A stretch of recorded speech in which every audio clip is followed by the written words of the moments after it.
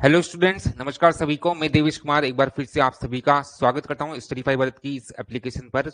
Last lecture में हम discuss कर रहे थे सरफेस टेंशन एंड कैपिलरिटी, और इसमें से सरफेस टेंशन का जो थ्योरेटिकल पार्ट था वो हम कवर कर चुके थे। सरफेस टेंशन को हम समझ चुके थे कॉन्सेप्चुअली, और साथ ही साथ इसके एप्लीकेशंस भी हम डिस्कस कर चुके थे। ओके, इस पर कुछ क्वेश्चंस करेंगे हम।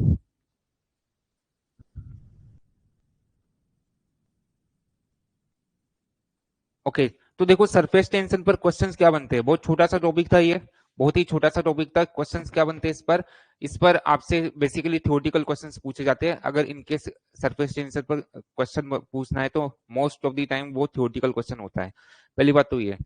दूसरा, एप्लीकेशंस पढ़े हमने, 3 एप्लीकेशंस पढ़े हमने। जो सोप बबल है, ठीक है, उसके अंदर प्रेशर याद किया हमने। जो एयर बबल था या वाटर ड्रॉपलेट जो थी, पानी की बूंद थी, उसके अंदर प्रेशर याद किया हमने। वाटर जेट के अंदर प्रेशर याद किया सरफेस टेंशन का यूज करके। जो तीनों फॉर्मूलाज थे ना, वो कई बार डायरेक्टली पूछ लिए जाते हैं या उन पर कई बार न्यूमेरिकल भी पूछ सकता है।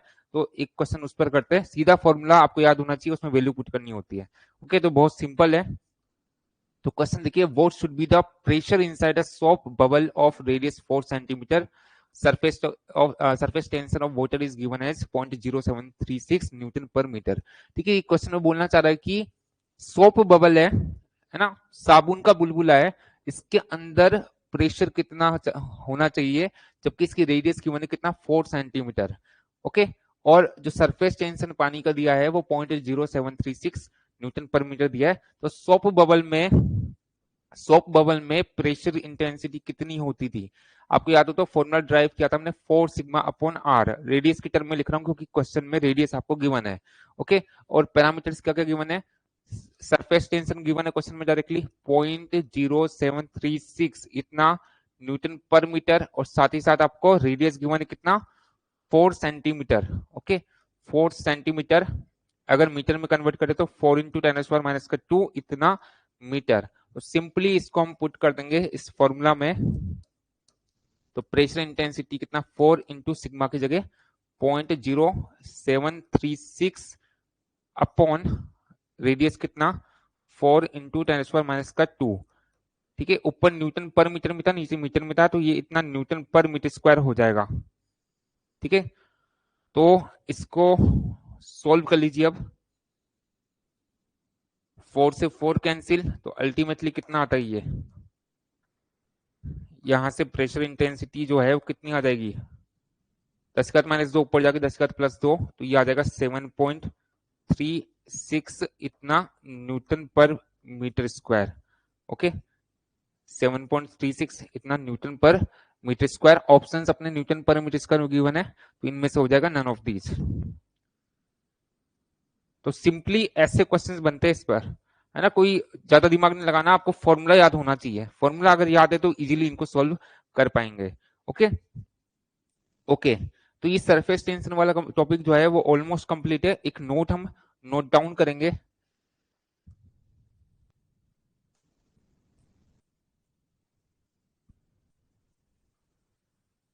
ओके, अभी तक हमने जो सरफेस टेंशन है उसकी थ्योरी की बात की हमने, उसके एप्लीकेशंस की बात की।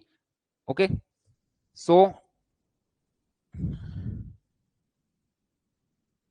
पानी का सरफेस टेंशन कई बार पूछ लेता है। पानी का 20 डिग्री सेल्सियस तापमान पर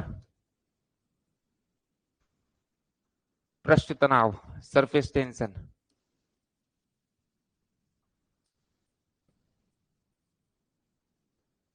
ये पता होना चाहिए। तो ये होता है लगभग अप्रोक्सीमेट 0.0728 इतना न्यूटन पर मीटर, है ना। वैसे न्यूमेरिकल्स में तो आपको डेटा गिवन होता है, लेकिन फिर भी डेटा थोड़ा नोटिस में रख लेना। ओके, एक और डेटा याद रख सकते हैं, जो मरकरी होता है, मरकरी पारा जिसे बोला जाता है, एच से इसको डिनोट करते हैं हम। इसका 20 डिग्री सेल्सियस तापमान पर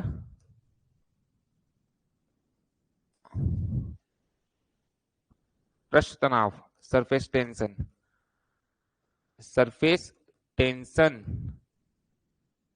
ये अप्रोक्स में ले सकते हैं कितना, 0.45 इतना न्यूटन पर मीटर। ओके, 0.45 इतना न्यूटन पर मीटर।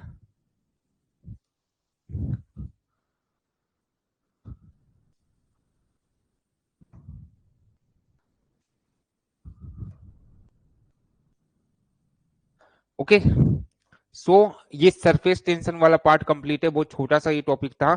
अभी इसी चैप्टर में जो सेकंड पार्ट बचता है वो है कैपिलरिटी, केशिकत्व जिसे बोला जाता है। तो नेक्स्ट हेडिंग हम लिखेंगे कैपिलरिटी, केशिकत्व।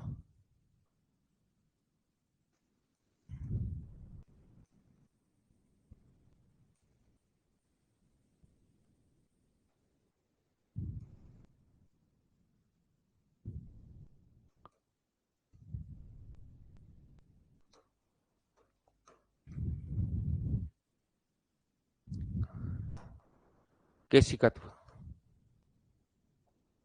ओके, सो कैसे इसको हम डिफाइन करते हैं, केशिकत्व को डिफाइन कैसे करेंगे। आपने देखा होगा कि बहुत कम डायमीटर की जो ट्यूब होती है उसको किसी लिक्विड में जब आप डिप करते हो, डुबोते हो, तो उसमें क्या होता है कि जो कंटेनर में लेवल है लिक्विड का उससे ज्यादा या कम लेवल हो जाता है ना, मतलब लिक्विड या तो राइज कर जाएगा या नीचे आ जाएगा। जो कंटेनर में लेवल है लिक्विड का उस फ्री सरफेस से या तो ऊपर उस ट्यूब में लेवल मेंटेन होगा या उससे नीचे होगा। अभी डायग्राम से समझ में आ जाएगा। तो ये जो राइज या फॉल हो रहा है ना लिक्विड का, इसी को हम बोलते हैं केशिकत्व। ओके, सो एक बार मैं डिफाइन कर देता हूँ, फिर अभी डायग्राम से सब कुछ समझ में आ जाएगा। ओके, या एक बार पहले डायग्राम बना लेते हैं।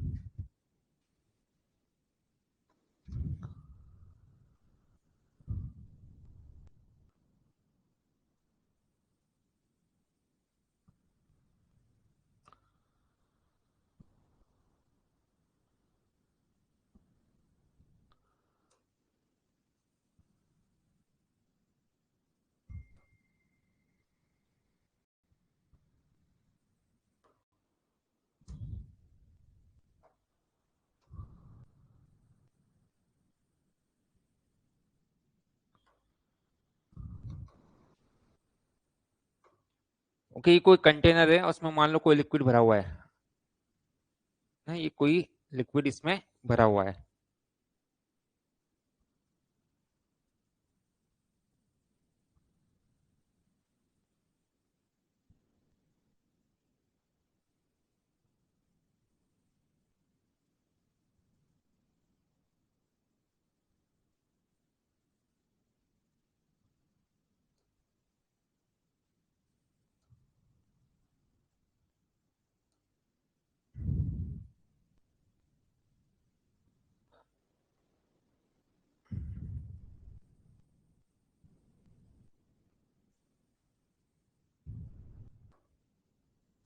ओके,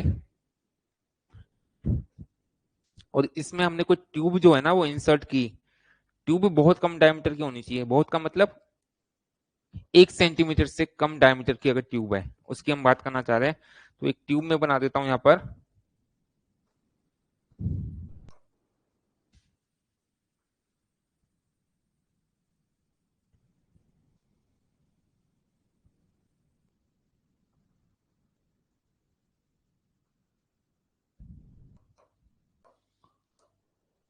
ठीक है, मान लो ये कोई ट्यूब है। ओके, ऐसी ट्यूब इसमें हमने अंदर डिप की। ओके, ये ट्यूब इसमें हमने डुबो दी। तो अब क्या हुआ, ध्यान से बोर्ड पे देखना, कि मान लो कि इस ट्यूब में जो ये लिक्विड है इसका लेवल यहां तक मेंटेन हो गया। ठीक है, ये लिक्विड यहां तक आ गया।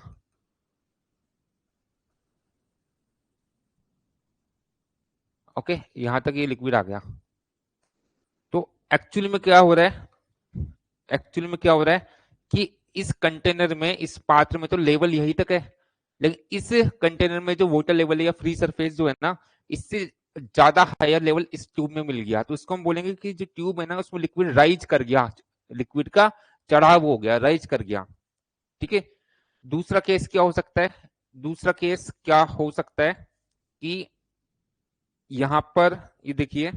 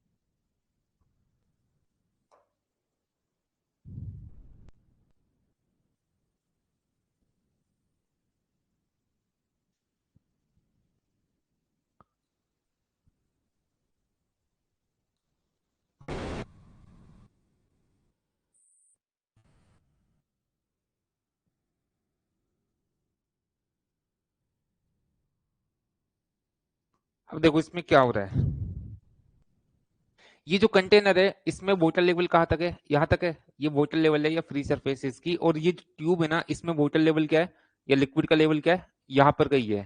ठीक है, तो कंटेनर से तो नीचे हो गया ना इसमें लेवल, तो हम बोलेंगे इसमें लिक्विड का की जो सरफेस है ना उसका फॉल हो रहा है, फॉल मतलब उतार बोलते हैं हिंदी में। ठीक है, तो ये जो राइज या फॉल हुआ लिक्विड का बहुत कम डायमीटर की ट्यूब में ऐसा होता है, इसी इफेक्ट को, इसी प्रभाव को हम बोलते हैं केशिकत्व, इंग्लिश में कैपिलरिटी बोला जाता है। सिंपल है ना। तो क्यों होता है वो कॉन्सेप्चुअली हम समझेंगे, ऐसा क्यों होता है वो कॉन्सेप्ट के साथ हम समझेंगे, लेकिन एक बार पहले इसको हम डिफाइन कर देते हैं। ठीक है, यहां पर तो ये हमने शो किया किसको, राइज को, है ना, इस यहां पर तो हमने शो किया किसको, राइज को, ये लिक्विड का राइज हो रहा है, हिंदी में इसको चढ़ाव बोलेंगे, और यहां पर फॉल हो रहा है, हिंदी में इसको उतार बोलेंगे। ओके ओके, तो इसको डिफाइन कर देते हैं।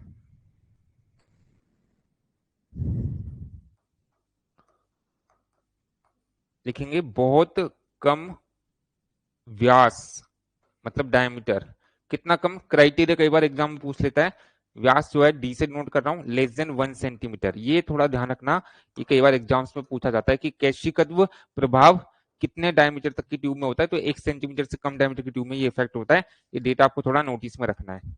ओके, बहुत कम व्यास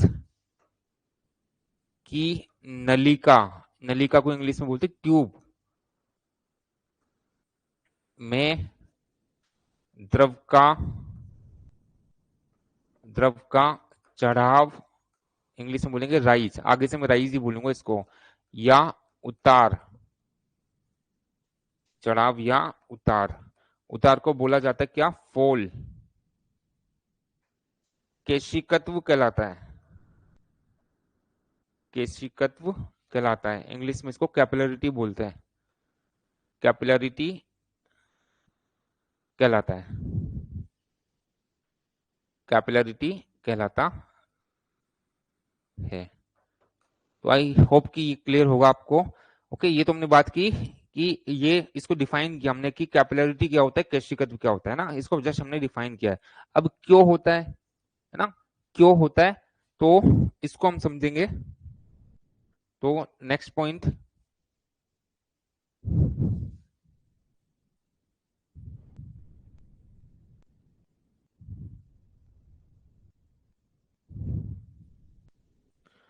क्यों होता है उसको अब हम समझेंगे।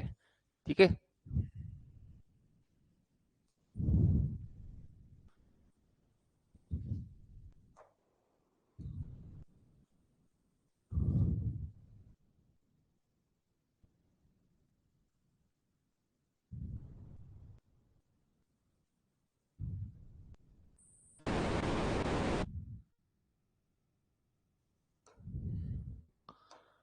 देखो जब इस तरह से इसमें राइज हो रहा है, पहले राइज की बात कर लेते हैं हम, है ना,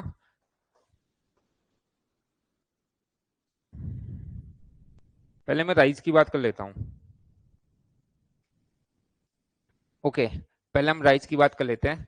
तो जब भी राइज हो रहा है तो किस कारण से हो रहा है, देखो इसमें लिक्विड जो है ना वो ऊपर की तरफ मूव कर रहा है, लिक्विड ऊपर की तरफ मूव कर रहा है, तो ऊपर से कोई ना कोई फोर्स अप्लाई हो रहा होगा, फोर्स के कारण ही तो इसका मूवमेंट हो रहा है। अगर न्यूटन का नियम आपने पढ़ा होगा कि अगर किसी मटेरियल की या किसी फ्लूइड की गति हो रही है तो उस पर कुछ ना कुछ फोर्स वहां पर इन्वॉल्व होगा, फोर्स ना फोर्स अप्लाई हुआ होगा। तो यहाँ पर चूंकि ये लिक्विड जो है ना ऊपर की तरफ मूव कर रहा है, ऊपर की ओर गति कर रहा है, मतलब ऊपर से कोई ना कोई फोर्स इसको खींच रहा है। और लास्ट क्लास में हमने डिस्कस किया था कि ऊपर से कौन सा फोर्स लगता था, एडिशन लगता था, आसंजन, समझ लो। और नीचे से जो है, नीचे से क्या लगेगा, इसमें कोहेजन लगेगा। ठीक है, नीचे से क्या लगेगा, इसमें कोहेजन लगेगा। ये एक इस लिक्विड का पार्टिकल था या मॉलिक्यूल था, अणु, ये दूसरा मॉलिक्यूल है, ये इसको नीचे की तरफ खींचेगा कोहेजन के कारण। लेकिन ऊपर एयर का पार्टिकल है, तो एयर के पार्टिकल के साथ इसका एडिशन होगा, तो ऊपर से लग रहा है एडिशन, एडिशन के कारण ये ऊपर मूव करना चाह रहा है, कोहेजन के कारण नीचे ये मूव करना चाह रहा है। समझ लो, अगर किसी कारण से एडिशन ज्यादा हो गया एज कंपेयर टू कोहेजन, हमें क्लियर होना चाहिए एडिशन ऊपर की तरफ मूव कराना चाह रहा है, इसको ऊपर की ओर ये फोर्स लग रहा है एडिशन, और जो कोहेजन लग रहा है वो नीचे की ओर लग रहा है। अब एडिशन ज्यादा होगा तो फिर ये लिक्विड ऊपर मूव कर जाएगा, अगर कोहेजन ज्यादा होगा क्योंकि कोहेजन नीचे की ओर लग रहा है तो ये लिक्विड को नीचे की तरफ फोल्ड करा देगा। समझ लो, तो ये कंडीशन, राइज वाली कंडीशन कब आएगी? जब जब एडिशन ज्यादा होगा, एडिशन ज्यादा होगा किससे? कोहेजन से। ठीक है, जब एडिशन ज्यादा होगा as compare to cohesion, clear होगा, क्योंकि एडिशन ऊपर की तरफ लग रहा है तो नेट, जब एडिशन ज्यादा है कोहेजन से तो नेट फोर्स जो है ना वो ऊपर की ओर लगेगा, तो ये लिक्विड ऊपर राइज कर जाएगा। पहली चीज तो ये है। दूसरा, जब भी एडिशन के कारण जब राइज हो रहा है तो लिक्विड की सरफेस जो है ना, लिक्विड की जो सरफेस है वो कैसी मिलेगी? ऊपर से ऐसी कुछ मिलती है, ये प्रैक्टिकली आप ऑब्जर्व कर सकते हैं, है ना, ऐसी कुछ मिलती है। ऐसी सरफेस को देखे ऊपर से तो ये अवतल सतह होती है ना। अपर सरफेस जो होगी ना लिक्विड की, ऊपर से देखेंगे तो ये अवतल सतह होगी, नीचे से देखेंगे तो ये उत्तल सतह होगी। ठीक है, तो दूसरा पॉइंट इसमें नेक्स्ट पॉइंट इसमें कि द्रव की ऊपरी सतह, द्रव की ऊपरी सतह कैसी होती है? द्रव की ऊपरी सतह अवतल होती है, द्रव की ऊपरी सतह अवतल होती है। इंग्लिश में कॉनकेव बोला जाता है, कॉनकेव सतह होती है।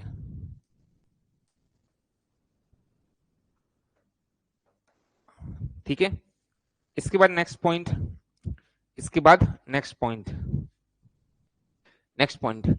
अब यहां पर एक टर्म हम डिफाइन करते हैं। क्या डिफाइन करते हैं हम? एक टर्म हम डिफाइन करते हैं जिसको हम बोलते हैं कांटेक्ट एंगल।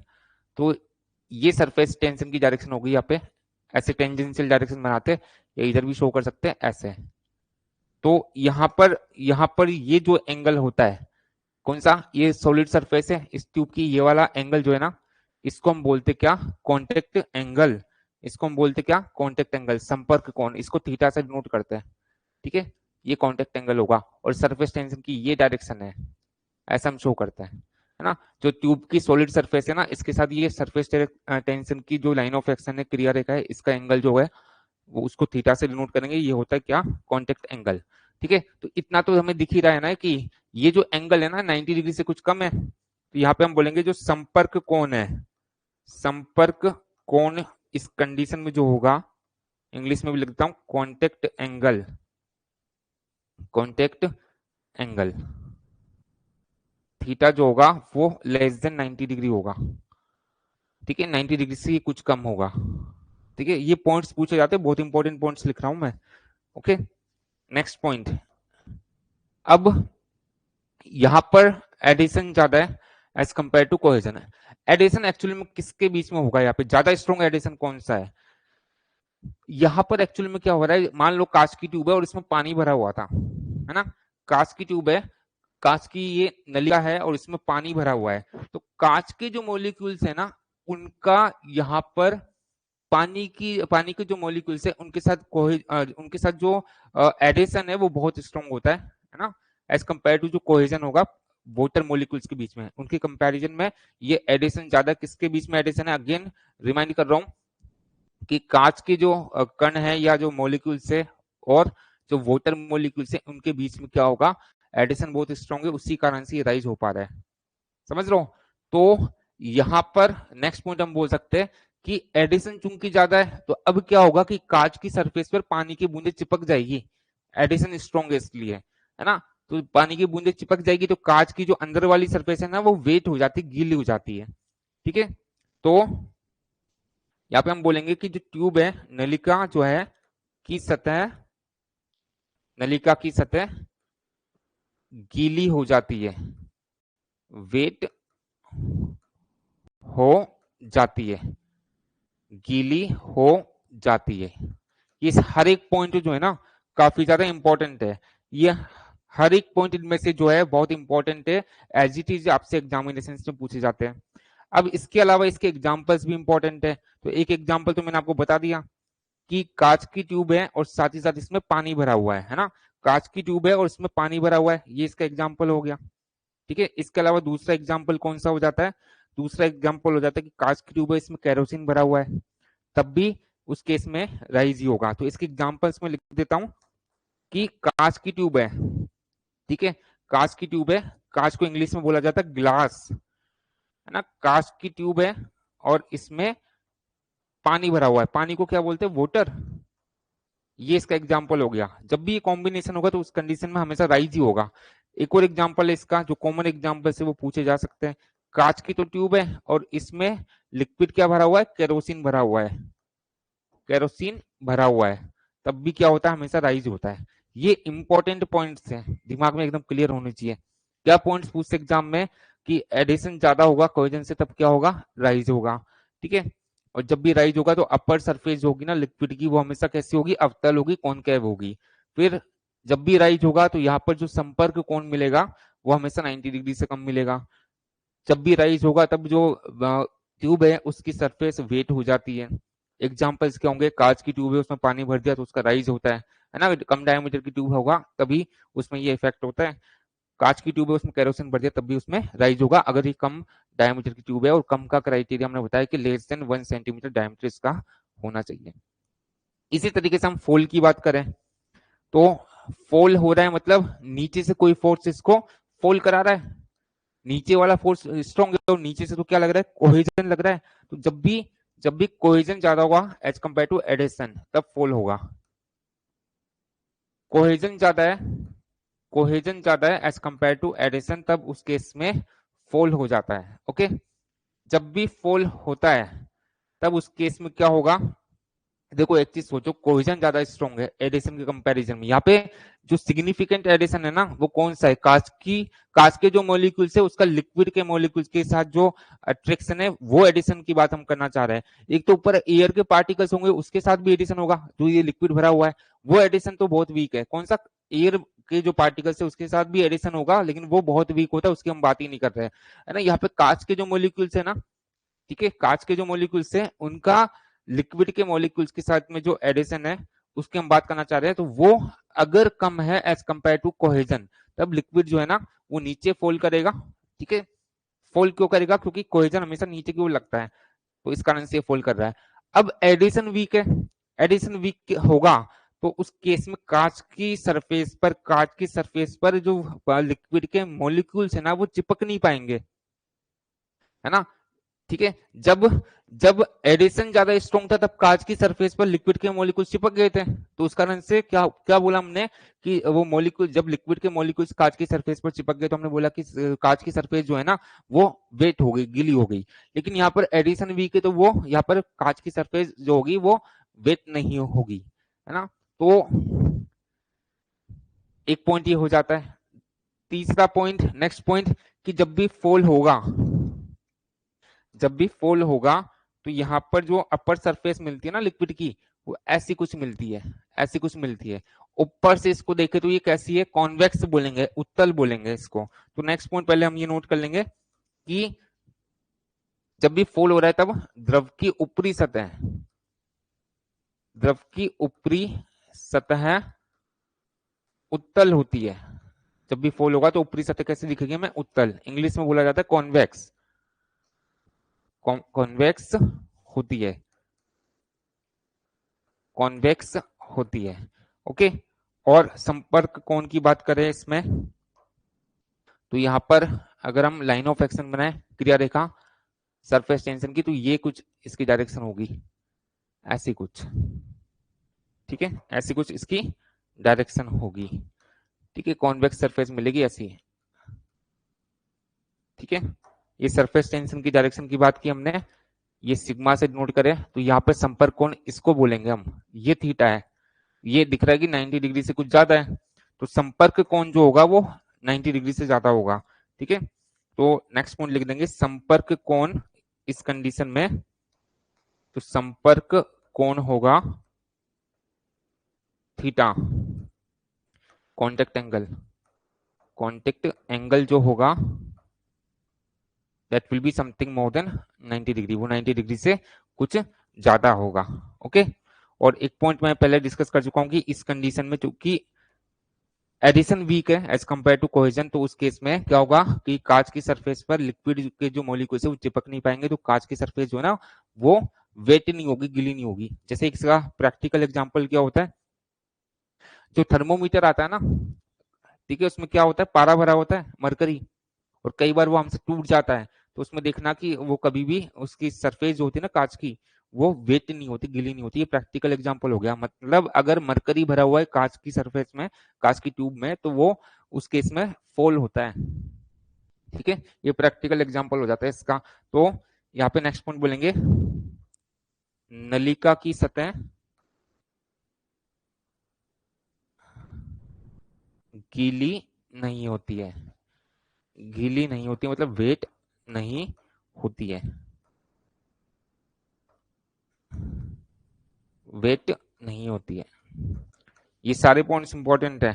और इसके एग्जांपल्स की बात करें तो सबसे फेमस एग्जांपल इसका कि कांच की ट्यूब है, कांच को बोलेंगे इंग्लिश में ग्लास, और उसमें मरकरी भरा हुआ है, मरकरी को Hg से हम डिनोट करते हैं, या 12 बोल दो।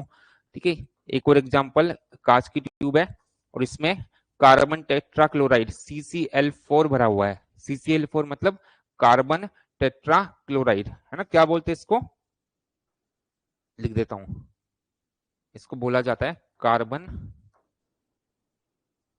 Carbon tetra chloride.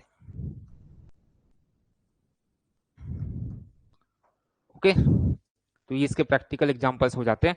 ये सारे पॉइंट्स जो है ना वो आपको पता होने चाहिए। फाइन, अब कई बार आपसे डेटा भी पूछ लेते हैं, तो नेक्स्ट पॉइंट में कुछ डेटा हम नोट डाउन करेंगे। नेक्स्ट पॉइंट, कॉन्टेक्ट एंगल का मान पूछ लेता है। ठीक है, कॉन्टेक्ट एंगल का मान पूछ लेता है, संपर्क कोण का मान पूछ लेता है। कॉन्टेक्ट एंगल किस किस के लिए, एक तो याद होना चाहिए आपको कि कांच की ट्यूब है, कांच की ट्यूब है और इसमें वाटर भरा हुआ है। इसकी मैं अगर बात करूं तो इसमें कांटेक्ट एंगल जो है वो, इसको थीटा से नोट कर रहा हूं, ये लगभग 0 डिग्री होता है। बहुत कम होता है तो 0 मान लेते हैं इसको। ठीक है, दूसरा आपसे ये पूछा जाता है कि कांच की ट्यूब है, इसमें मरकरी भरा हुआ है, मरकरी Hg। ठीक है, मरकरी, मरकरी भरा हुआ है, Hg से इसको डिनोट करेंगे। तो इसके लिए होता है करीब 128 डिग्री से 130 डिग्री। कुछ बुक्स में 130 डिग्री मिलेगा, तो एग्जाम में जो भी ऑप्शन है उसका अकॉर्डिंग सोच लेंगे। अगर दोनों ऑप्शन है ना 128 और 130, तो हायर वैल्यू को हमेशा प्रेफर करना, वो ज्यादा बेटर होगा। ओके, और तीसरा, कांच की ट्यूब है और इसमें केरोसिन भरा हुआ है, इसमें केरोसिन भरा हुआ है, तो इसमें लगभग 26 डिग्री के आसपास ये संपर्क कोण होता है। एक चीज ऑब्जर्व करो कि जब हमने ये बात की कि जब कांच की ट्यूब है और उसमें वाटर भरा हुआ है ना, तब हमेशा राइज होता है, और राइज हुआ उस केस में कॉन्टेक्ट एंगल हमने बोला कि 90 डिग्री से कम होगा, तो 90 से कम ही है ना 0 डिग्री। जब कांच में, कांच की ट्यूब में मरकरी भरा हुआ है, तब हमने बोला कि संपर्क कोण जो है ना 90 डिग्री से ज्यादा होगा, तो यहाँ पे देखो 90 से ज्यादा ही है। तीसरा हमने बोला कि कांच की ट्यूब है उसमें केरोसिन भरा हुआ है, तब उस केस में संपर्क कोण लेस देन 90 डिग्री होगा, तो ये 26 डिग्री इस केस में होता है। ओके, तो ये कुछ डेटा है। अब एक बहुत इंपॉर्टेंट क्वेश्चन बनता है, मोस्ट इंपॉर्टेंट बनता है, जो कैपिलरिटी का सबसे ज्यादा पूछा जाने वाला क्वेश्चन है, वेरी वेरी इंपॉर्टेंट, इसको मार्क करेंगे।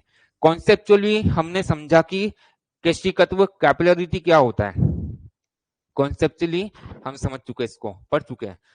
अब अगर मैं आपसे पूछूं कि जो केशिकत्व प्रभाव है इसका कारण क्या होता है, तो कैसे बताओगे, या मैं आपको ऑप्शंस भी दे देता हूं। अगर मैं आपसे बोलूं कि केशिकत्व का कारण क्या होता है, पहला ऑप्शन बोल दिया एडिशन, आसंजन, दूसरा बोल दिया ससंजन, ठीक है, कोहेजन, और तीसरा बोल दिया बोथ ऑफ दीज, एडिशन और कोहेजन बोथ। तो क्या होगा, दोनों ही होगा, क्योंकि जब जो राइज या फॉल हो रहा है दोनों को हम बोल रहे हैं, राइज या फॉल जो हो रहा है इसी को हमने बोला क्या, कैपिलरिटी, है ना, इसी को केशिकत्व हमने बोला है। ठीक है, अगर राइज हो रहा है तो उसका रीजन क्या है, एडिशन ज्यादा है, अगर फॉल हो रहा है तो उसका रीजन क्या है, कोहेजन। समझ रहे हो, तो एडिशन और कोहेजन दोनों के कारण जो है ना वो कैशिकत्व होता है, ऐसा हम बोलेंगे। अगर स्पेसिफाई करता कि राइज किस कारण से होता है, तब हम बोलते हैं एडिशन के कारण होता है। अगर आपको स्पेसिफाई करके पूछे कि जो फॉल है ना वो किस कारण से होता है, तब हम बोलेंगे कोइजन के कारण होता है। लेकिन आपसे बोले ना कि केशिकत्व किस कारण से होता है, केशिकत्व प्रभाव कैपिलरिटी इफेक्ट किस कारण से होता है, तो वो एडिशन और कोइजन दोनों के कारण होता है। ये बहुत ज्यादा पूछे जाने वाला क्वेश्चन है। तो नेक्स्ट पॉइंट में हम लिख देंगे इसको, केशिकत्व प्रभाव, इंग्लिश में बोला जाता है इसे capillarity effect, capillarity effect.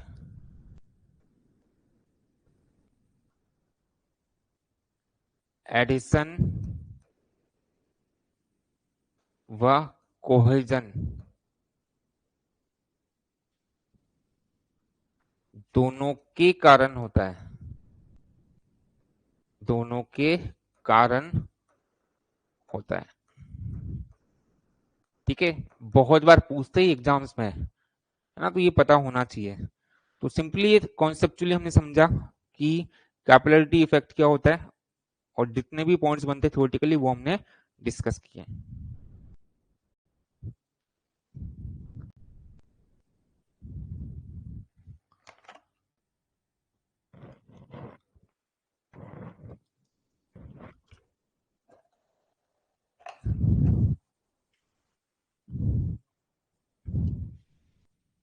Okay, कुछ एग्जाम्स के क्वेश्चंस की बात करते हैं। ओके,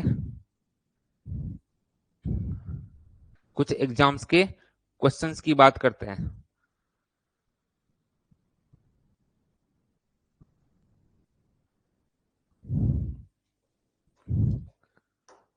ओके, तो क्वेश्चन देखिए, कैपिलरिटी इज ड्यू टू, कैशिकत्व किसके कारण होता है, ये तो अभी डिस्कस किए ना, कोइजन और एडिशन बहुत दोनों के कारण होता है। ये तो मैंने वैसे भी लिखवा दिया, तो इसमें कुछ डिस्कशन लाइक बचा नहीं, मैं ऑलरेडी इसको एक्सप्लेन कर चुका हूँ।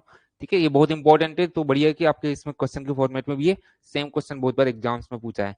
अब आ जाइए इस पे, mercury doesn't wet the surface due to, mercury की सतह सतह गीली नहीं होती है, इसका कारण है। तो सतह गीली नहीं हो रही, किस केस में नहीं होती थी, जब कोहेजन जो है ना वो स्ट्रांग होता था एज कंपेयर टू एडिशन। ठीक है, यही था ना। देखो, ये हमने बोला था कि जब कोहेजन ज्यादा होगा एज कंपेयर टू एडिशन, तब उस केस में जो ट्यूब है ना उसकी सरफेस वेट नहीं होती है, समझ रहे हो। तो यहाँ पे रीजन क्या होगा, कोहेजन, यहाँ पे कोहेजन ज्यादा स्ट्रांग था। ठीक है, लिक्विड पे तो नेट फोर्स कोहेजन के कारण ही लगेगा ना। ओके, तो यहाँ पे हम बोलेंगे कि जब मरकरी भरा हुआ है ट्यूब में, तो ट्यूब की सरफेस एक्चुअल में बोलना चाहिए था इसको, वो वेट नहीं होती। ठीक है, किस कारण से नहीं होती, किस कारण से नहीं होती, कोहेजन के कारण नहीं होती।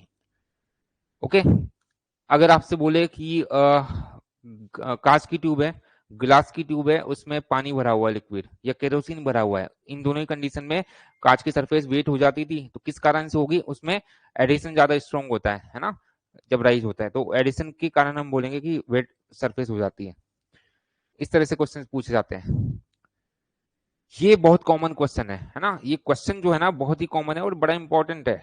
ठीक है, ये क्वेश्चन जो है ना बहुत इंपॉर्टेंट है, तो आपके क्लास नोट्स में हो तो बेटर है, इसीलिए मैंने। ठीक है, चलो, तो इसको समझना, बोलना क्या चाह रहा है, if a liquid has greater cohesion than adhesion, किसी लिक्विड के लिए कोहेजन ज्यादा है एज कंपेयर टू एडिशन, इसने बोला कोहेजन ज्यादा है। ठीक है, इसने बोला कि किसी लिक्विड के लिए कोहेजन ज्यादा है एज कंपेयर टू एडिशन, ये बोला है ना।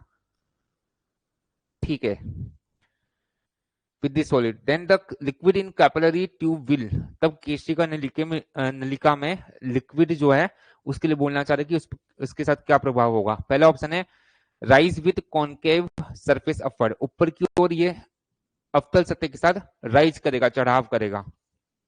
दूसरा बोल रहा है कि rise with convex surface upward, ऊपर की ओर उत्तल सतह के साथ ये चढ़ाव करेगा। तीसरा बोल रहा है कि ऊपर की ओर अवतल सतह के साथ ये उतार करेगा, फोल्ड करेगा। और चौथा बोल रहा है कि ऊपर की ओर उत्तल सतह के साथ ये उतार करेगा। हमें पता है कि कोहेजन जब भी ज्यादा होता है एज कंपेयर टू एडिशन, तो कोहेजन तो नीचे की ओर लगता है ना, रटना कुछ नहीं है, समझ गए ना कॉन्सेप्ट्स को, तो कुछ भी रटना नहीं पड़ेगा, सारे क्वेश्चंस हो जाएंगे, जितने क्वेश्चंस बनते हैं सारे हो जाएंगे। कोहेजन ज्यादा होता है एज कम्पेयर टू एडिशन, तब उस केस में कोहेजन तो हमें पता है नीचे की ओर लगता है, एडिशन ऊपर की ओर लगता है। कोहेजन जो है वो ज्यादा है, नीचे की ओर लग रहा है, ठीक है, तो उस केस में नीचे की ओर रिजल्टेंट फोर्स लगेगा, तो उस कारण से नीचे की ओर लिक्विड को ही खींचेगा, मतलब फोल करा देगा।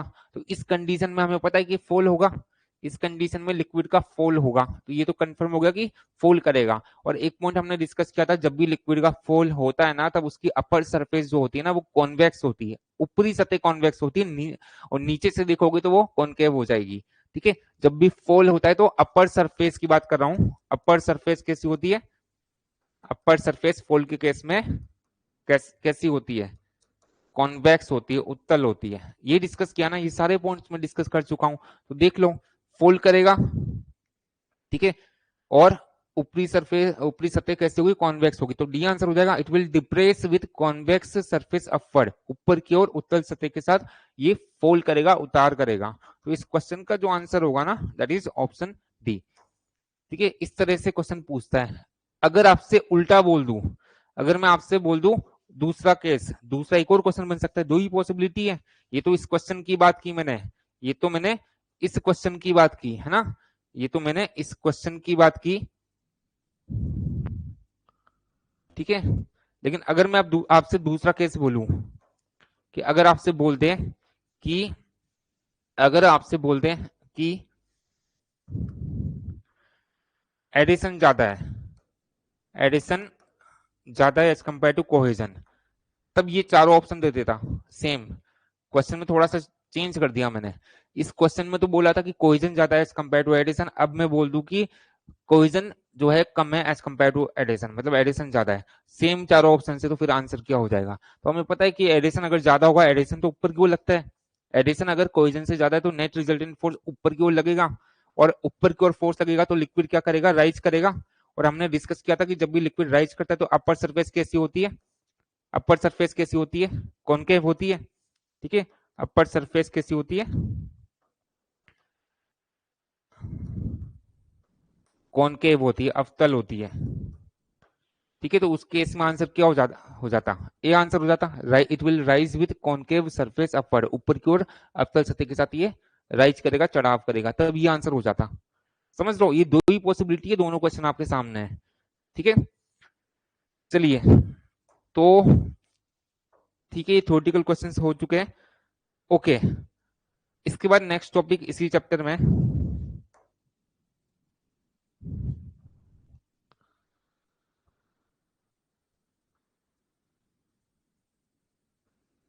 चढ़ाव की गणना,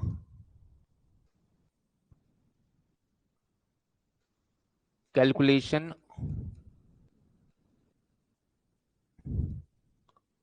of, calculation of rise,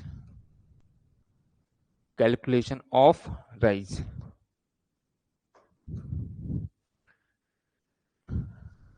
calculation of rise, ठीक है। अभी तक हमने बोला कि राइज या फॉल हो रहा है, अब उसको कैलकुलेट करना चाह रहे हैं हम, पहले राइज की बात करना चाह रहे हैं, उसको कैसे ज्ञात करेंगे। तो एक बार मैं डायग्राम बना देता हूं।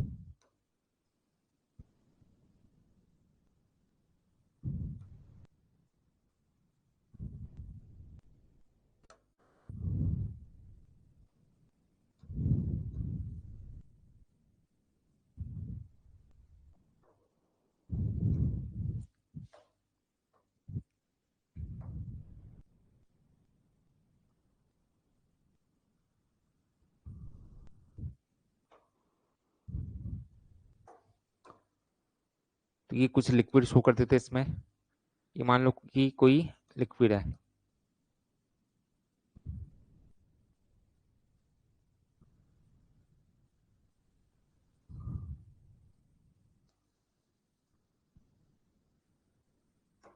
ओके, और इसमें कोई ट्यूब शो कर देंगे हम, ओके, इसमें कोई ट्यूब हम शो कर देंगे, तो ये हमने कोई ट्यूब शो कर दी, ये अलग कलर से बना देता हूं इसको,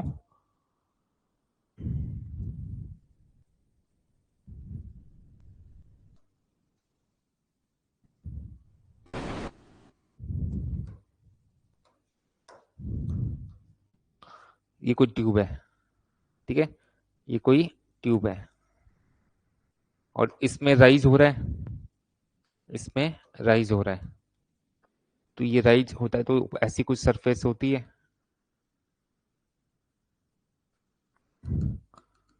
ओके,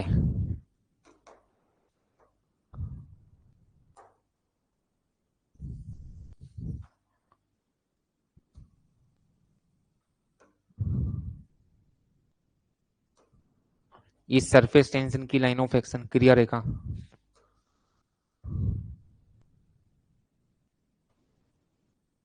ऐसा कुछ इधर भी शो कर सकते हैं या नहीं भी करते, कोई दिक्कत नहीं। ये इसका संपर्क कौन होता था, थीटा, ये सरफेस टेंशन सिग्मा, ठीक है। अब मान लो कि राइज कितना हो रहा है, राइज कितना हो रहा है, डायग्राम में शो कर देता हूं, यहां पर राइज कितना हो रहा है,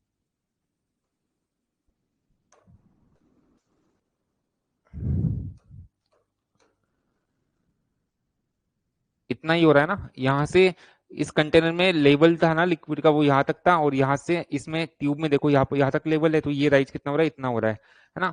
राइज को या तो यहां से मेजर कर लो या फिर यहां से मेजर कर लो, ठीक है, यहां से, ठीक है, एक ही बात है, वो ज्यादा डिफरेंस आएगा नहीं, ये बहुत कम थिकनेस होती है, तो ये यहां से भी मेजर कर सकते हैं। तो ये राइज हो गया, ये ज्ञात करना है हमें।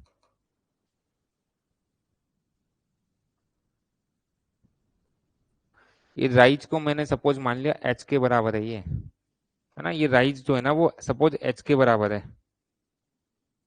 ओके, ओके, अब देखो यहां पर जो सरफेस टेंशन लग रहा है ना, ये सिग्मा, इसका एक कंपोनेंट ऊपर की तरफ होगा, सिग्मा कोस थीटा, ये एंगल थीटा है, तो ये इस डायरेक्शन में कंपोनेंट इसका कितना, sigma cos theta, sigma cos theta ऊपर की ओर लग रहा है, तो इसके कारण कुछ फोर्स भी होगा, ठीक है, सरफेस टेंशन की कोरिस्पॉन्डिंग कुछ ना कुछ सरफेस टेंशन फोर्स भी इन्वॉल्व होता है, लास्ट क्लास में हमने डिस्कस किया था। तो ये एक फोर्स ये ऊपर लगेगा और नीचे जो है ना इस लिक्विड का वेट लगेगा, इस लिक्विड का वेट लगेगा, एच हाइट का जो लिक्विड है ना उसका वेट लगेगा, या फिर ऐसे सोचो इसको कि इस पर एडिशन लगना स्टार्ट हुआ तो लिक्विड राइज कर रहा है, अब कब तक राइज करेगा ये, जब ऊपर और नीचे से जो भी फोर्सेज लग रहे हैं ना, जब तक कि वो दोनों बराबर नहीं हो जाते तब तक ये स्टेबल नहीं होगा।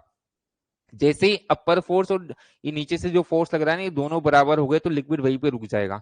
मान लो एच हाइट तक जाकर ये लिक्विड रुक जाता है, मतलब टोटल राइज इसमें एच हुआ, तो इस कंडीशन में क्या होगा कि जो ऊपर की ओर फोर्स लग रहा है ना वो इसके नीचे की ओर फोर्स के बराबर हो चुका है।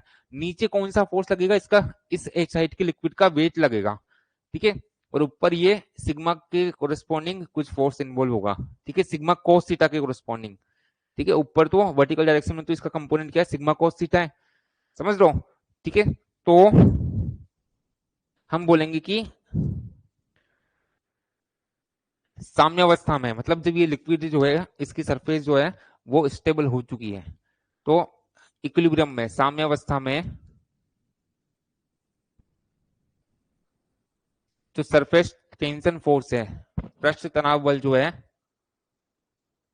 पृष्ठ तनाव बल, सरफेस टेंशन फोर्स, ये किसके बराबर हो जाएगा, ये वेट ऑफ लिक्विड के बराबर हो जाएगा, द्रव का भार, ए साइड का जो लिक्विड है ना उसके वेट की बात करना चाह रहे हैं, ठीक है, ये इसको मैं बोल देता हूं एच ऊंचाई में उपस्थित, एच ऊंचाई में उपस्थित द्रव का भार।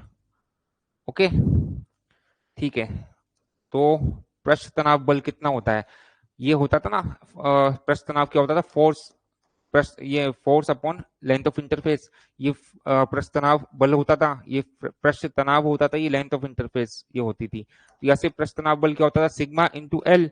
अब यहाँ पे सिग्मा की जगह क्या हो जाएगा, इसका ये कंपोनेंट क्या है, इसका यहाँ पे कंपोनेंट क्या है, सिग्मा कोस थीटा है, ठीक है, इसका इस डायरेक्शन में कंपोनेंट सिग्मा कोस थीटा है, तो सिग्मा की जगह सिग्मा कोस थीटा यहाँ पर इन्वॉल्व होगा। Okay, sigma cos of theta into length of interface.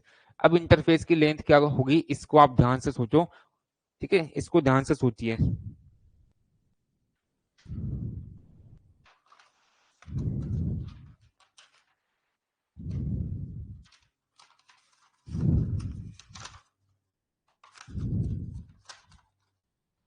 इसको समझना, ये अपनी कोई ट्यूब थी, है ना, ध्यान से समझने की कोशिश करना।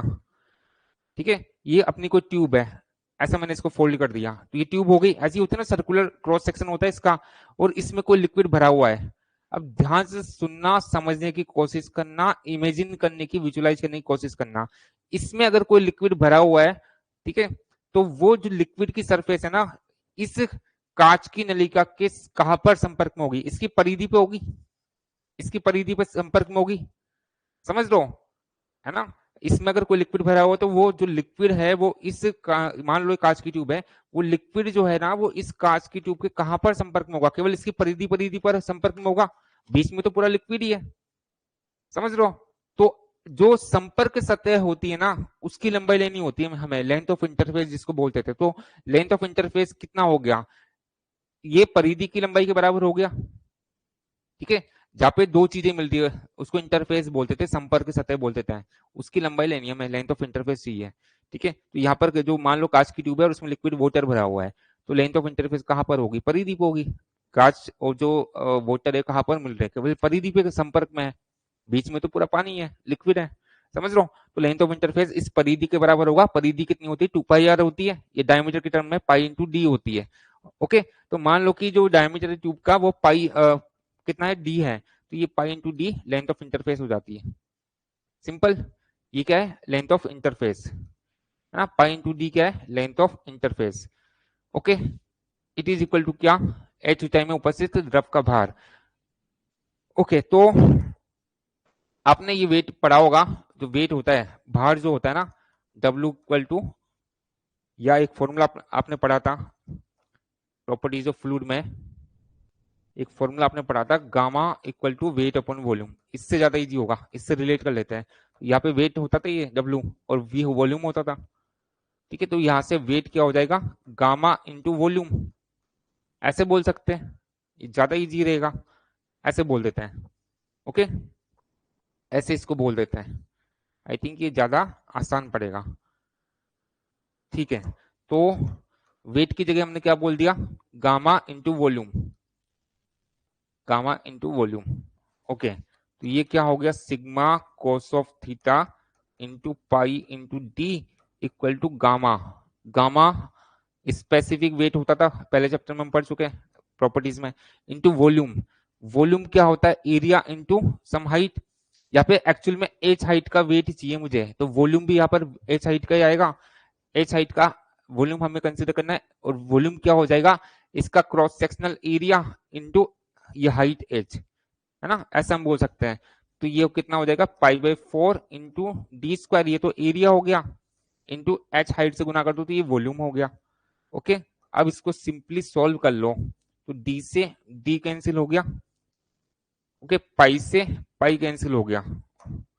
तो सॉल्व करेंगे इससे, हमें चाहिए क्या? एच चाहिए, तो बाकी पैरामीटर्स इधर ले आओ। 4 को इधर लेके आए तो 4 सिग्मा कोसिटा गामा इंटू डी नीचे आ जाएगा, तो यहां से एच निकल कर आता है कितना? 4 sigma cos of theta upon gamma into D. ये स्टैंडर्ड फॉर्मूला हो गया। या इसमें ये भी कर सकते हो कि हमें पता है कि गामा क्या होता है? रो इंटू जी होता है, तो गामा की जगह ये भी पुट कर सकते हैं हम। ठीक है, गामा की जगह ये भी पुट कर सकते हैं, तो ये कितना हो जाएगा? 4 सिग्मा कोस ऑफ थीटा, और गामा की जगह रो इंटू जी, और डी पहले से ही था, ऐसा। तो ये फॉर्मूला आपको ध्यान रखना है, ये आपसे डायरेक्टली भी पूछा जा सकता है ना, डायरेक्टली ही पूछते हैं वैसे तो ये पता होना चाहिए। इसको थोड़ा नोटिस में रख लेना। ठीक है, ऐसा तो नहीं बोलूंगा कि इंपॉर्टेंट है, लेकिन जब पूछना होता है इस चैप्टर में से क्वेश्चन, तो ये इसके चांसेस बढ़ जाते हैं। तो इसको थोड़ा एग्जाम से पहले आंख खोल के देख जाना, है ना। ये आंख वाला सिंबल बना रहा हूँ, मतलब ये नोटिस में रखना है, इंपॉर्टेंट तो नहीं है, लेकिन कई बार पूछ लेते हैं।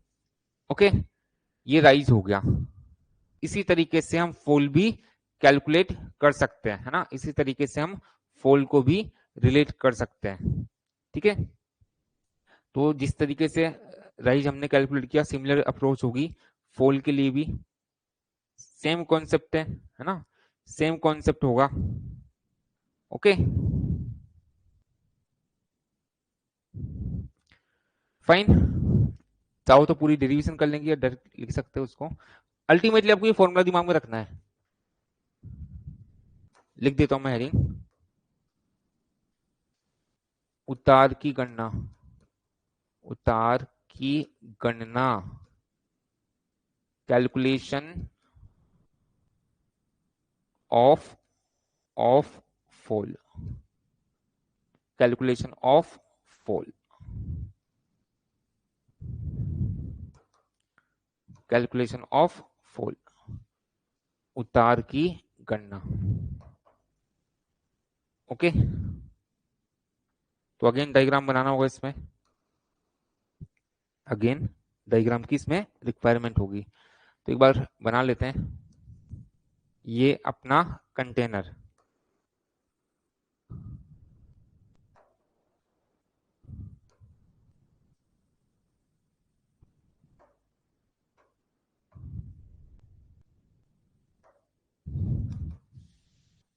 और इसमें ट्यूब शो कर देंगे।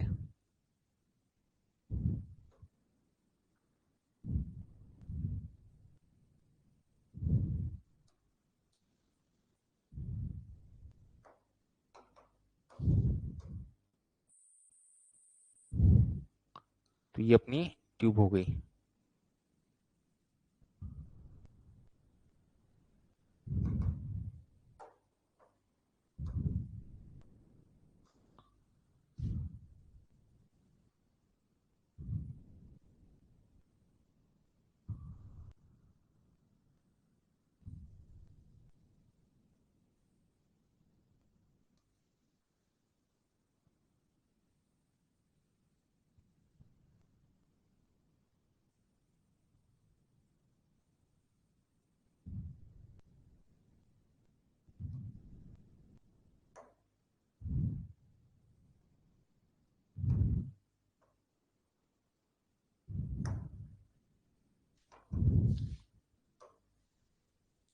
ओके तो इसमें ट्यूब में भी शो कर देता हूं मैं। ठीक है तो ट्यूब में जो लेवल है वो कंटेनर में लेवल से नीचे, तो मतलब फॉल हो गया।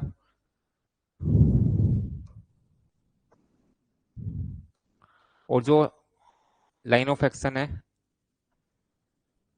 सरफेस टेंशन की, वो ऐसी कुछ होगी। इसको हमने सिग्मा से डिनोट किया था, ये सिग्मा हो गया। और इसको हमने संपर्क कोण थीटा बोला था, ये थीटा। तो ये वाला एंगल अगर मैं फाइव बोलूं, इसको मैं फाइव बोलूं, तो ये कितना हो गया, 180 माइनस थीटा हो गया क्या? ये 180 माइनस थीटा हो गया। एक बार को फाइव बोल देता हूँ जिससे कैलकुलेशन आसान रहे। ओके अगेन हम मान रहे कि इसमें जो फोल्ड हो रहा है ना, वो एच हाइट तक हो रहा है। ये कंटेनर में लेवल था और यहाँ तक ये फोल्ड किया, तो इसको एच बोल देते हैं। ये एच ज्ञात करना है ना, फोल्ड ही हम ज्ञात करना चाह रहे हैं। वो सेम कॉन्सेप्ट है, बहुत ज्यादा एक्सप्लेन नहीं करूंगा। और सेम कॉन्सेप्ट जो हम यूज कर चुके, सेम डेरिवेशन लास्ट केस में, वो हम लेकर चलेंगे। यहाँ पर हम बोलेंगे साम्यावस्था में, साम्यावस्था में, साम्यावस्था में क्या होगा, जो पृष्ठ तनाव बल है, पृष्ठ तनाव बल, ये किसके बराबर होगा, ये किसके बराबर होगा, ये द्रव के भार के बराबर होगा।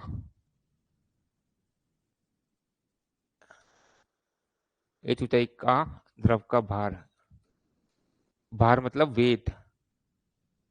ठीक है और इसका कंपोनेंट क्या आएगा, सिग्मा कोस फाई। तो यहां से sigma cos phi into length of interface, पहले भी एक्सप्लेन किया था, pi into D, it is equal to क्या, weight of liquid of height H gamma into volume, ऐसे किया था। सेम डेरिवेशन है, उसमें समझा चुके, इसमें डायरेक्टली लिख रहे हैं। वॉल्यूम क्या होगा एच हाइट का, pi by 4 into D square, ये एरिया इंटू हाइट, ये वॉल्यूम हो गया। सॉल्व कर लेंगे इससे। ठीक है इसको सॉल्व कर लेंगे, तो पाई से पाई कैंसिल हो गया, डी से डी कैंसिल हो गया। तो यहां से अल्टीमेटली सिमिलर फॉर्मूला निकल कर आता है। इसको अरेंज कर लो, H equal to 4 sigma cos of phi upon gamma into D आ गया। फाई की जगह पुट कर दो, फाई क्या था 180 डिग्री माइनस थीटा, संपर्क कोण तो अपना थीटा है ना, उसी टर्म में लिखना मैं। तो 4 sigma upon gamma d cos of phi की जगह 180 माइनस थीटा। और आपने बेसिक मैथमेटिक्स में पढ़ा हुआ कोस ऑफ 180 माइनस थीटा क्या होता है, माइनस के कोस थीटा के बराबर होता है। नहीं पढ़ा कोई बात नहीं, अब याद रखना, मैं लिख देता हूं साइड में। कोस ऑफ 180 माइनस थीटा ये किसके बराबर होता है, माइनस के कोस थीटा के बराबर होता है। ठीक है, माइनस के कोस थीटा के बराबर होता है।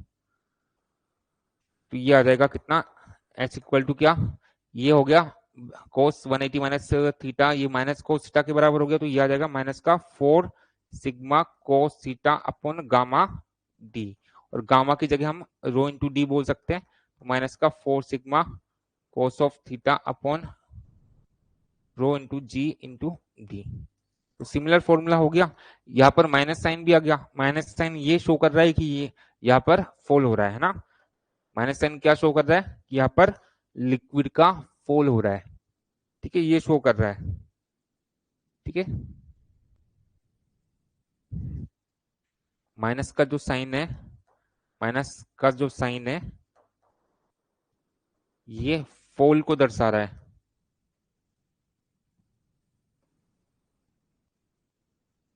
ठीक है, तो यहां से हम फॉल को कैलकुलेट कर सकते हैं, सिंपल था।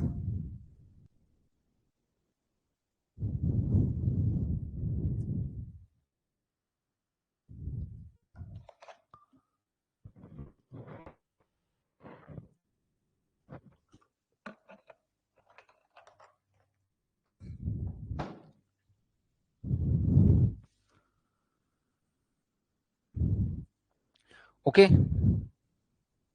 ओके, यहां से एक और चीज देखो, यहां से एक और चीज ऑब्जर्व करो कि अगर डायमीटर बढ़ जाएगा तब उस केस में राइज या फॉल क्या होगा। देखो राइज और फॉल का फॉर्मूला सिमिलर है, माइनस को छोड़ दो तो 4 sigma cos theta upon gamma D, same formula आया था ना वहां पर भी, राइज जब हमने कैलकुलेट किया था। तो यहाँ पर हम बोल सकते हैं कि जो h है that is inversely proportional to d। मतलब क्या हुआ, मतलब ये हुआ कि अगर डायमीटर ऑफ ट्यूब को बढ़ा दोगे तब उस केस में हाइट जो h है वो कम हो जाएगी। h क्या था, राइज या फॉल था, तब इस केस में जो राइज या जो फॉल हो रहा है ना वो कम हो जाएगा। ऐसे भी क्वेश्चन पूछ लेते हैं। ठीक है, वो मैथमेटिकली हमें दिख रहा है। ओके, तो ये चैप्टर जो है कंप्लीट हो चुका है। एक न्यूमेरिकल इस पर कर लेते हैं।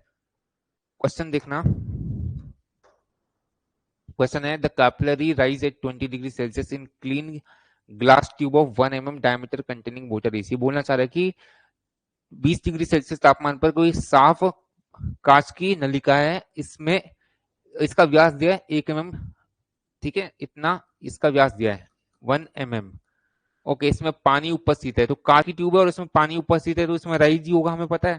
कांच की ट्यूब है और इसमें पानी भरा हुआ है तो इसमें क्या होगा, राइज ही होगा। ओके, ठीक है। ओके, और इसमें ये राइज पूछ रहा है, ये कितना होगा, है ना, और कुछ डेटा दिया नहीं, तो हमें पता है कि ये कितना होता है। एच इक्वल टू होता है क्या, 4 sigma cos theta upon upon gamma into D. अब देखो ये बहुत अच्छा क्वेश्चन है, कुछ डेटा मिसिंग है इसमें। एक तो थीटा नहीं दिया आपको, एक तो थीटा नहीं गिवन, दूसरा सरफेस टेंशन सिग्मा नहीं गिवन। तो डेटा बताया था ना मैंने।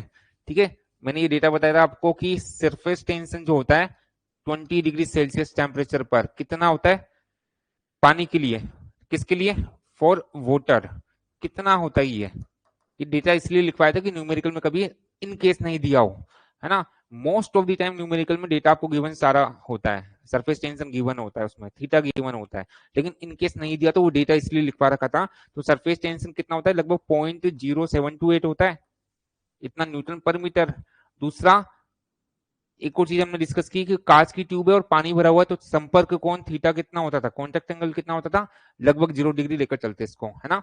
तो ग्लास ग्लास वाटर इस कॉम्बिनेशन के लिए थीटा कितना होता था, 0 डिग्री होता था। वैल्यूज पुट कर दीजिए, यहां से h जो है ना कितना आता है 4 इंटू सिग्मा की जगह 0.0728 cos of 0 degree upon gamma.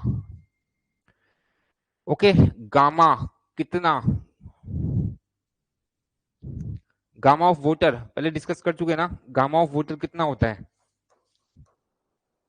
Gamma of voter होता है 9810 इतना,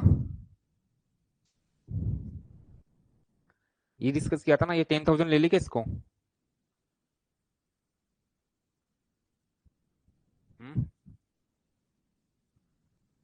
ठीक है, या तो 10,000 लेके कैलकुलेशन कर लो अगर एग्जाम में केएलसी अलाउ नहीं हो, है ना, ठीक है, इतना ले लेते हैं, केएलसी से कर लेंगे, न्यूटन पर मीटर क्यूब इतना ले लेते हैं, है ना, 9810 इतना न्यूटन पर मीटर क्यूब, प्रॉपर्टीज में हमने पढ़ा था। तो गामा कितना हो गया 9810 इंटू डायमीटर गिवन है कितना 1 mm। अब सब कुछ तो मीटर में लिया तो इसको भी मीटर में लो, तो 1 इंटू 10⁻³ इतना मीटर, ठीक है, तो ये हो गया 1 इंटू 10⁻³ इतना मीटर, तो ये h निकल के आएगा मीटर में, ऑप्शंस में mm में है, तो इसको बाद में कन्वर्ट कर लेंगे अपन। तो यहां से देख लो कितना आ रहा है, मैं कैलसी से सोल्व कर लेता हूं इसे।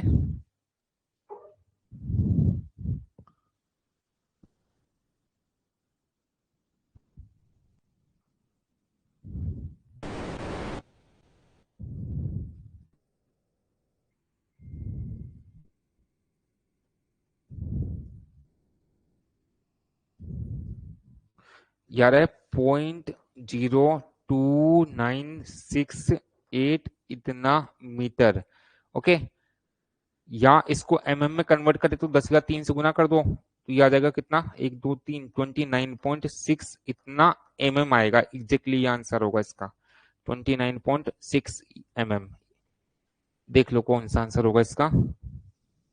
तो इनमें से तो ऐसा कोई ऑप्शन नहीं, तो इसके नियरेस्ट ऑप्शन कौन सा 30 है, उसको करेक्ट माना जाएगा, तो इसका आंसर हो जाता है 30 तो ये चैप्टर जो है ना वो अब कंप्लीट है, ठीक है, ये चैप्टर जो है सरफेस टेंशन एंड कैपिलरिटी ये कंप्लीट है, वो छोटा सा ये चैप्टर था, तो अभी तक हम जो है 2 चैप्टर्स कवर कर चुके, फाइन। तो इस सेशन में इतना ही, नेक्स्ट लेक्चर में हम नेक्स्ट चैप्टर स्टार्ट करेंगे। Thank you so much.